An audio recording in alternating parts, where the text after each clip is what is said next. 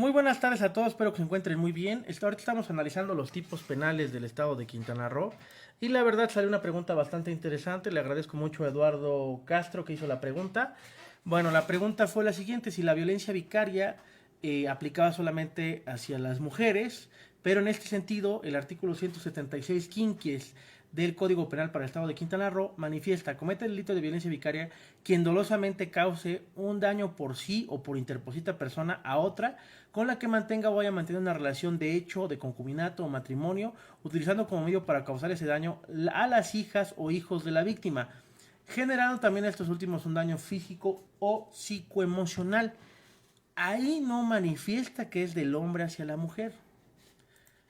Ahora, dice, se considera que existe como la finalidad de dañar a la víctima utilizando como medios a las hijos y a las hijas o hijos de esta cuando concurra cualquiera de las siguientes circunstancias: cuando existen antecedentes de violencia familiar, cuando sin orden de autoridad competente se sustraiga de la custodia o guarda a las o los hijos de esta, existen amenazas a la persona agresora hacia la víctima de no volver a ver a los hijos, de quitar la custodia de estos, se evite convivencias de los hijos o hijos con la víctima, exista un acto de manipulación que tenga por objeto que los hijos o hijas menores de edad rechacen, generen rencor, antipatía, desagrado, temor contra la víctima, se provoque la dilación dolosa de procesos jurídicos existentes con la intención de romper el vínculo filial de las víctimas con sus hijos, se cause la muerte o suicidio de la víctima, de sus hijos e hijas, a consecuencia de acciones de personas agresoras. Ay, Dios, está muy feo.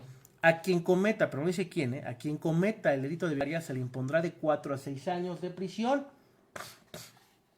Además, la persona juzgadora podrá imponer la pérdida de la patria potestad o pérdida de custodia de los derechos hereditarios y de alimentos, y en su caso, a juicio de la persona juzgadora, la prohibición de ir a una circunscripción territorial, determinando o de residir en ella.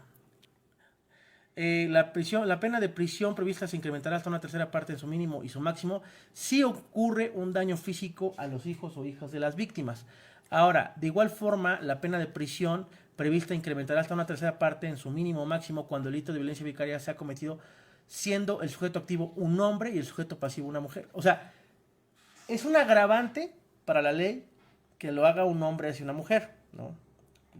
¿Por qué? Porque se incrementará hasta una tercera parte.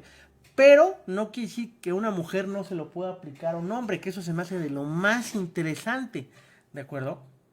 Entonces, sí está bastante interesante que la violencia vicaria en Cancún, bueno, perdón, en Cancún, no, en Quintana Roo, disculpen la imprecisión, sí manifiesta, hay una igualdad sustantiva. O sea, sí hay una igualdad ahí que manifiesta la ley, y me parece un tema bastante interesante de analizar, de entender. Me gusta bastante. Ojalá así fuera en toda la República. Desgraciadamente, pues aquí lo dice incluso su último párrafo, que está la ley de acceso a las mujeres a una vida libre del Estado de Quintana Roo. La ley general de acceso a las mujeres a una vida libre de violencia ya también manifiesta lo que es la violencia vicaria, pero nada más del hombre hacia la mujer. Aquí en el Estado de Quintana Roo sí manifiesta que puede ser de una mujer hacia un hombre.